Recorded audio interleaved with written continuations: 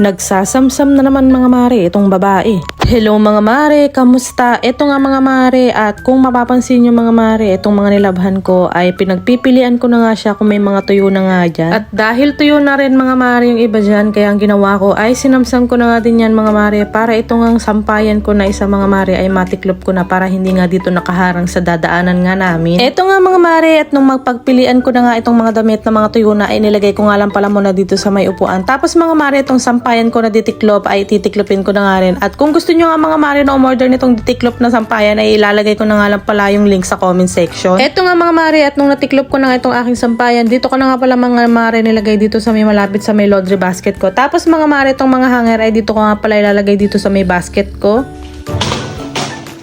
Sunod naman mga mare, pagkatapos ko nga mailagay ang mga hanger ko dito sa may basket ko, nagwalis na nga rin pala ako dito sa may hallway dito nga sa aming bahay.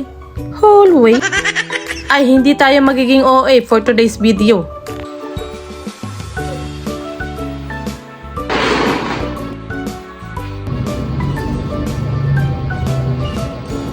Pagkatapos ko nga dyan mga mare na makapagwalis, eto nga at naligo na nga ang babaeng yan. Tapos mga mare, parang hindi na rin ako magpa-plancha kinabukasan na eto nga at gabi pa lang mga mare ay magpa-plancha na rin ako ng uniform ng dalawang bata. Flex ko nga lang mga mare itong aking kabayo, napakaliit nga lang mga mare, tapak-cute. Mga mare, kung ikaw ay tinatawad na katayo habang nagpa-plancha, eto na nga pala yung time para bumili ka nito para hindi ka na nga nangangawit habang nagpa-plancha. At kung bet nyo nga yan mga mare, lalagay ko na nga lang sa comment section ang link.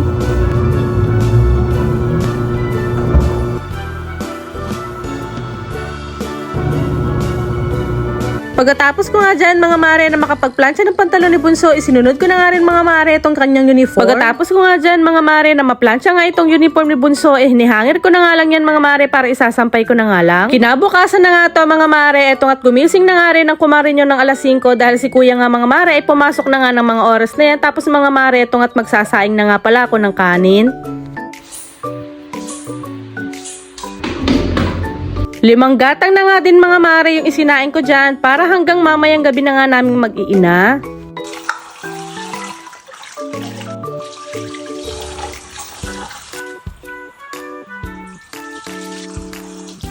Eto nga mga mare, at nung mahugasan ko na nga mga mare itong bigas, tinakal ko nga lang yung tubig tapos isinalang ko na nga pala dito sa may rice cooker at isinaksa ko na. Pagkatapos ko nga dyan mga mare na makapagsalang nga ng kanin dito sa may rice cooker, kinuha ko na nga rin mga mare itong meatloaf. Nag-try nga ako mga mare nung nakikita ko nga sa TikTok at saka sa Facebook, pero mga mare hindi nga talaga siya umubra kahit pinukpok ko na, kaya ang ginawa ko mga mare ay etong at binuksan ko na nga lang para lang ganito. Diyos ko mga mare, hindi talaga umubra yung napanood ko nga sa TikTok, kaya ang ginawa ko nga mga mare, ganito na nga lang yung pagbubukas ko. Tapos mga mare, tignan nyo at napakaganda nga ng